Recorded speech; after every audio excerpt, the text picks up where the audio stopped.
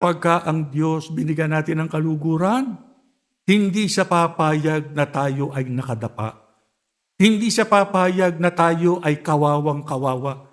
Hindi siya papayag na tayo ay kapos na kapos sa lahat ng ating pangangailangan. Kagaya ng ginawa niya sa lingkod na ito ng ating Panginoong Diyos. Diba? Sinuportahan ng Panginoon. Ano pa? Dinala niya ako sa isang dakong ligtas. Handang gawin niya ng Panginoong Diyos sa tunay na mananampalataya sa Kanya. Gawin natin kung ano ang tama, sapagkat sa ganoong paraan, tatamo natin ang pagliligtas ng ating Panginoong Diyos. Alam ko mga kapatid, marami sa inyo, ganyan ang inyong inaasam na mangyari sa inyong buhay.